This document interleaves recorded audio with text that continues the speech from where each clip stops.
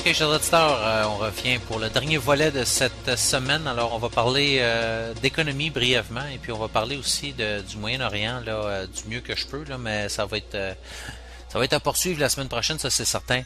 Libye, Syrie, Iran, c'est trois sujets quand même assez étroitement connectés. Brièvement, la Libye, écoutez, la BBC qui a révélé après les faits que les forces spéciales britanniques ont supervisé puis ont dirigé les forces rebelles libyennes à la victoire. Alors, vous savez, ça commence à être clairement maintenant démontré que les supposés freedom fighters de la Libye, les combattants de la liberté, ces supposés rebelles étaient tout simplement armés et entraînés par les forces occidentales, autant américaines, britanniques, israéliennes, ainsi de suite. On voit réellement que ça n'a rien à voir avec un soulèvement populaire de la population contre Kadhafi, et puis c'est un peu la même situation qui est en train de se dérouler en Syrie. Là. Ne vous en faites pas, ne vous faites pas croire d'histoire, là, chers auditeurs. On va en parler plus en détail dans les semaines à suivre parce que c'est vraiment là un des sujets les plus chauds. Et puis malheureusement là, cette semaine, j'aurai pas eu le temps d'en parler tant que ça, mais je vais y consacrer une grande part là, la semaine prochaine à ce volet-là parce que on fait face encore toujours à ce fameux prospect de Troisième Guerre mondiale réellement. Là. On essaye de passer par la Syrie pour finalement en arriver avec une guerre contre l'Iran. Ce qui s'est passé en Libye n'est que, si vous voulez, un genre d'exemple, un exemple préparatoire, un patron à suivre pour ce qui va se passer en Syrie et puis en Iran. Autant la préparation que de la façon que ça a été vendu dans les médias, autant que ça a été couvert par les médias, autant que par les actes qui ont été commis, les actes criminels, les crimes de guerre qui ont été commis par l'OTAN, les forces occidentales en Libye, est en train de se produire la même chose en Syrie. C'est pas plus compliqué que ça. On fait croire que le régime d'Assad en Syrie est en train d'écraser sa propre population, comme on vous a fait à croire que Kadhafi voulait écraser sa propre population, alors que ce n'était pas le cas du tout. Je ne dis pas que ces gens-là, ce sont des enfants de cœur. Je ne dis pas que ces gens-là, je les inviterai à manger chez nous. Je les connais pas personnellement. Je veux dire, il y a certaines facettes de ces gens-là qui me semblent être répréhensibles, alors que largement, ils sont représentés comme étant des démons, comme étant réellement Satan. Et puis, il y a réellement un recalibrage de la réalité ici à faire. Ces gens-là ne sont vraiment pas aussi pires qu'on essaie de vous les peindre. On essaie de démoniser tous les musulmans et puis tous ces leaders. Quand je vous dis que ce qui se passe en Syrie est une répétition de ce qui s'est passé en Libye, c'est autant sur la façon de procéder pour y arriver, pour renverser ces régimes-là qui ne coopèrent pas avec l'agenda néoconservateur israélien / américain. Et puis, dans les conséquences, c'est la même affaire aussi. Alors, en Libye, on a dit vouloir libérer le peuple, protéger le peuple libyen, le libérer, lui apporter la démocratie, et ainsi de suite. Alors qu'on se retrouve avec une situation qui est en train de dériver, carrément déraper en guerre civile, entre différentes factions des fameux rebelles qui sont ni plus ni moins des terroristes. Alors, on se rappelle qu'on a parlé de ça, des gens les rangs des rebelles qui étaient composés de gens qui venaient d'un peu partout, dont des Moudjahidines, des gens d'Al-Qaïda, toutes sortes de terroristes, ainsi que de combattants, et ainsi de suite. Là, je veux dire, c'est vraiment des gangs qui sont un peu comme différentes branches là, des réseaux, des crimes organisés, whatever, qui se mettent ensemble et puis qu'un coup prennent le pouvoir, se battent entre eux pour plus de pouvoir. Alors, c'est à peu près ça qui est en train de se produire, alors qu'on a de plus en plus d'organismes officiels là, qui parlent d'exactions qui sont commises contre les civils. Alors, on parle de torture ici, d'enfermement arbitraire, ainsi de suite. Vous avez des supporters aussi de Muammar Kadhafi qui ont pris contrôle dernièrement de Bani Walid. Vous voyez que la situation est loin d'être terminée là-bas. Vous avez des Libyens aussi qui ont pris d'assaut les quartiers généraux du gouvernement transitionnel à Benghazi. Alors, on parle ici de centaines de manifestants en colère, vraiment, qui ont sonné l'assaut contre ces quartiers, comme je vous disais, là, dans Benghazi. Alors, ces gens-là qui ne semblent pas vraiment aider leur nouvelle marionnette qui a été mise en place par les pouvoirs occidentaux. Pas plus que la banque centrale privée qui a été instaurée, puis la nouvelle monnaie basée sur la dette qui a remplacé le dinar or. Ensuite, vous avez des rivaux de milices libyennes qui se battent à Tripoli. Alors, vous voyez que la situation est en train de se dégrader et puis ce pays-là va plonger dans un chaos total d'une guerre civile. Alors, merci beaucoup à l'OTAN qui a amené vraiment le chaos total à la Libye. Vous avez toutes sortes d'articles comme ça, allez voir les forces pro-Kadhafi qui commencent à reprendre contrôle de différentes parties de la Libye. Vous avez des milices libyennes qui se préparent à se battre contre les loyalistes de Kadhafi. Alors, toutes sortes de trucs comme ça, des abus et de torture en Libye. Alors, des articles ici qui ont été publiés, qui parlent justement de deux milices rivales, dont les alliés du Conseil transitionnel national qui se sont engagés dans des batailles à bout de fusil. Alors, pour se battre contre différentes autres factions rivales. Alors, vous voyez, là, réellement, là, pas une situation là, qui va bien du tout. On parle d'atrocités qui se produisent par le régime libyen qui est installé par l'OTAN. D'autres articles ici, allez voir, qui sont publiés aussi par Amnesty International, puis les Docteurs sans frontières, qui ont manifesté en fait contre les abus systématiques et puis la torture de prisonniers dans des centres de détention contrôlés par le Conseil transitionnel libyen. Alors, plus de progrès en Libye, comme vous pouvez voir. Des crimes de l'OTAN aussi qui commencent à ressortir. Ça a été publié par Global Research. On parle d'évidence, de plus en plus d'évidences qui ressortent très importantes, que l'OTAN a délibérément ciblé des civils dans des attaques. Alors ça aussi, là, c'est vraiment pas un dossier rose. Et puis d'ailleurs, l'OTAN qui va se faire poursuivre pour la première fois pour ces trucs-là aussi qui se sont produits en Libye. Alors on parle de crimes de guerre, des crimes de guerre qui ont été commis par l'OTAN, c'est pas plus compliqué que ça. On est entré là supposément pour des raisons humanitaires, pour protéger le peuple, et puis on a tout simplement tué pas loin de 30 à 50 000 de ces Libyens-là dans cette libération en carton. Donc des enquêtes qui ont été faites et puis qui montrent sans l'ombre d'un doute. On a interrogé des victimes de ces crimes de guerre et puis des témoins. Des officiels libyens à Tripoli, à Zawiya, à Zibrata, comme Zlitan, Misrata, ainsi de suite, qui montrent des évidences que l'OTAN a ciblé des sites civils et causé plusieurs, évidemment, blessures et puis mortalité. Donc, vous avez l'OTAN qui, à l'aide de ses bombes et missiles, ont ciblé des écoles, des bâtiments gouvernementaux. Vous avez même des entrepôts de nourriture et puis des maisons privées, alors des maisons, des domiciles de personnes. On parle ici aussi des évidences de meurtres systématiques, de torture, d'expulsion et puis d'abus de loyalistes de Kadhafi qui ont été supportés par les rebelles, en fait qui ont été faites par les rebelles supportés par l'OTAN. Donc c'est quand même pas rose la situation là-bas. Là, plusieurs articles très importants à aller voir, chers auditeurs. On parle de pas loin de 50 000 personnes qui auraient perdu la vie dans cette supposée libération de la Libye. Les États-Unis qui sont derrière des meurtres délibérés selon la Russie. Le meurtre délibéré de Kadhafi. La Russie qui a accusé les États-Unis puis l'OTAN de violation à grande échelle des droits humains durant les opérations militaires en Libye, incluant le meurtre délibéré de son leader Muammar Kadhafi, et puis en fait la tuerie de centaines de civils. En fait, on parle jusqu'à 50 000 là. Donc ensuite, pendant ce temps-là, les États-Unis continuent eux autres de s'aventurer dans le monde. Vous savez, les États-Unis, en fait, l'armée américaine qui va envoyer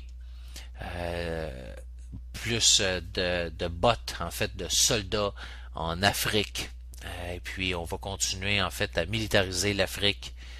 Et puis la Libye n'était, comme je vous dis, qu'une porte d'entrée. Vous avez beaucoup de documentation d'officiels fédéraux qui montrent une planification massive d'augmentation d'achat de combustible et puis pour les opérations militaires en Afrique. Alors, on voit ça, c'est des données concrètes là. On voit l'augmentation du nombre de gallons de jet de fuel qui est acheté. On parle de 29 millions de gallons US de jet fuel qui a été acheté, une augmentation fulgurante. L'année passée, en fait en 2007, on en avait acheté 11 millions de gallons. Alors, vous voyez, là, on a plus que doublé. Et puis, ainsi de suite. Alors, plusieurs chiffres, là, je ne donnerai pas tous les détails, mais l'article est là. On montre que, justement, là, on a, dans plusieurs cas, doublé, triplé, même quadruplé le matériel, ensuite le combustible diesel, ainsi de suite, qui est acheminé, qui est acheté là par l'appareil militaire américain pour les opérations en Afrique. Donc, vous avez les rebelles libyens aussi qui vont recevoir 25 millions de dollars d'équipement militaire des États-Unis selon une proposition du Pentagone. Alors, on voit réellement là ce qui se passe là-bas. Donc, plusieurs articles comme ça à aller voir. Plusieurs articles à aller voir par rapport à ça. La situation se poursuit là-bas en Libye, c'est vraiment pas joyeux. Et puis, de façon identique, on se retrouve avec le cas de la Syrie. Je vais vous en parler, comme je vous disais, plus en détail la semaine prochaine. C'est un problème grave. Écoutez, en Syrie, je veux dire, on fait tout pour partir une guerre là-bas. C'est pas plus compliqué que ça. Vous avez toutes sortes de propagande qui est faite dans les médias, comme quoi que là, Assad tuerait sa propre population. Là, on a des douzaines de personnes qui sont mortes suite à des bombes qui ont explosé à travers la plus grande ville de la Syrie. Une bombe qui a été posée là par des rebelles. On a assisté à de la propagande du même type que Hill et Knowlton, avec cette histoire des bébés, des incubateurs, les bébés qui étaient jetés supposément sur le sol froid. On s'en rappelle avec cette histoire de Saddam Hussein, avec ses supposées troupes qui étaient rentrées au Koweït. Alors, vous avez des histoires de bébés prématurés, 18 bébés prématurés qui seraient morts dans l'hôpital de Homs après qu'on aurait coupé l'électricité. En fait, on aurait perdu le courant suite à un 5e jour de bombardement des troupes de Assad. Alors, on essaye réellement de démoniser encore là le régime de Assad, alors que en fait, les bébés peuvent et ont survécu sans incubateur dans le passé, ou sinon personne de nous serait là réellement là. Alors ça sonne encore comme une autre variation des fameux incubateurs volés, puis les bébés morts sur le plancher qui avaient été, et puis ça a été révélé par officiellement, là, c'est l'histoire là. Un faux reportage comme ça qui a été fait par une firme qui s'appelle Hill & Knowlton pour faire fâcher les gens aux États-Unis pour faire en sorte qu'ils supportent l'invasion de l'Irak en 2003. Alors on assiste au même maudite affaire. Vous avez les États-Unis qui ont fermé leur ambassade en Syrie. On presse Assad à quitter le pouvoir. Et puis, vous avez toutes sortes de préparations comme ça. Vous avez la Russie et la Chine qui ont opposé leur droit de veto contre cette résolution du Conseil de sécurité de l'ONU contre la Syrie. Alors, on a essayé d'imposer des sanctions encore plus importantes. La Russie a déclaré que les résolutions contre la Syrie n'avaient aucune chance de passer. Ensuite, la Russie comprend qu'évidemment la résistance supposée syrienne est en fait des agents provocateurs supportés par le Mossad et puis des agents de la CIA qui travaillent pour renverser le gouvernement syrien en provoquant une réponse qui pourrait être utilisée pour justifier un changement de régime. Alors, qu'est-ce que ça veut dire? C'est que grosso modo, puis je vais revenir plus en détail là-dessus dans les semaines qui vont venir, c'est que la même affaire comme en Libye, la même affaire, là, chers auditeurs, ok? La même affaire. La même affaire qui s'est passée en Libye, avec ces faux rebelles qui étaient en fait une rébellion qui était montée de toutes pièces par les services secrets des pouvoirs occidentaux israéliens sur le sol libyen pour renverser le régime de Kadhafi, est en train de se passer en Syrie. Vous allez trouver plusieurs articles, je vais vous en remettre quelques-uns cette semaine, et puis je vais en remettre plus dans les semaines qui vont en venir, où on a une série d'articles avec des aveux, des admissions, même des officiels américains, israéliens, qu'on achemine des armes. On a même saisi des transactions d'armes comme ça en Syrie qui provenaient en provenance d'Israël. Et puis vous avez aussi des armes en provenance des États-Unis qui sont acheminées vers ces fameux rebelles syriens qui se disent des rebelles de la libération de la Syrie, qui sont en fait des mercenaires privés engagés, formés, entraînés, armés par les pouvoirs occidentaux, dont particulièrement ceux des États-Unis et ceux d'Israël. OK? Ça, c'est pas des théories de conspiration, là. Vous allez trouver les articles, c'est documenté, c'est tel quel. Après ça, on fait passer ça pour étant si vous voulez, un mouvement citoyen, un mouvement populaire contre le gouvernement d'Assad, la même affaire qu'on a faite en Libye. Alors que ça n'a rien à voir, ce sont des mercenaires privés, des mercenaires terroristes armés par les services secrets israéliens et américains, qui, eux, ouvrent le feu, posent des bombes, tirent sur la population, terrorisent des villages. Et puis là, vous avez les troupes du gouvernement d'Assad qui arrivent et puis, évidemment, répliquent et puis, évidemment, essayent de combattre ces fameux mercenaires, ces faux freedom fighters. Puis après ça, dans les médias occidentaux, on vous présente ça comme si Assad bombardait sa propre population. Donc, grosso modo, là, rapidement, là, c'est ça qui se passe en Syrie. Je vais vous donner ça plus en détail dans les semaines qui vont suivre, mais c'est ça. Alors, vous avez la tension qui augmente, vous avez les ministres arabes qui vont se rencontrer sur cette situation, cette crise qui se développe en Syrie.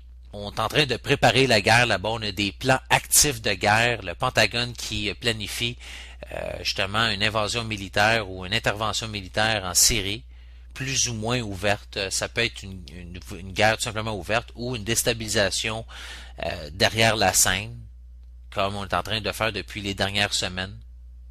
Donc, on est en train de reproduire une opération comme il s'est passé en Libye.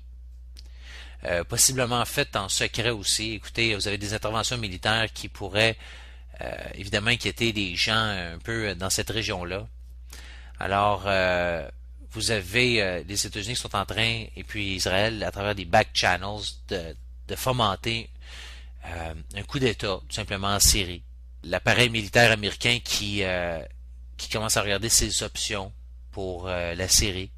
Écoutez, on est en train de se préparer à ça, là, donc vous allez trouver plusieurs articles là, par rapport à ça, comme je vous dis. Guerre secrète de l'OTAN en Syrie, ça a été publié par Stephen Lenman, qui lui parle d'un article de Michel Chossowski qui rapporte que les médias britanniques ont confirmé que des opérateurs, en fait, des agents autant anglais, donc de l'Angleterre, de la CIA puis du MI6 en Syrie, sont en train d'entraîner des forces anti-Assad, des insurgents qui sont supportés par les forces de l'Ouest. On leur donne des armes, des munitions, de l'équipement. Et puis, on a des rapports qui confirment sans équivoque qu'ils sont de façon illégale en train d'interférer avec les affaires d'une nation étrangère. Ceci n'a rien à voir avec un soulèvement populaire. En fait, l'insurrection et puis les tueries de civils sont en fait sponsorisées par les pouvoirs de l'Occident. Alors, on est en train de répliquer le modèle de la Libye. Donc, on est en train de se diriger vers une guerre en Libye. Et puis, c'est le prospectus là, auquel on fait face. On va en parler un peu plus de ça. Israël qui est en train de demander aux Cyprus de stationner des jets de combat. Alors, on est en train de positionner ses troupes. Chers amis, et puis on est en train de se préparer pour une attaque parfaite du côté d'Israël. Alors, on a demandé, vous avez Ehud Barak qui a approuvé un nouveau Chief of Staff du Tzahal, le Major général Benny Gantz. On a appointé le Major général Amir Echel pour en fait préparer une job d'attaquer les installations nucléaires iraniennes et puis de préparer évidemment une sorte de scénario. dont celui passé par la Syrie pour arriver en Iran. Vous avez fait une vidéo aussi d'Israël qui annonce avoir des contacts avec l'opposition syrienne. Alors, contrairement à ce que dit Obama pour apaiser et conforter les sionistes, les États-Unis ne sont pas totalement d'accord avec Israël dans cette affaire. Et puis ça a été rapporté par différents généraux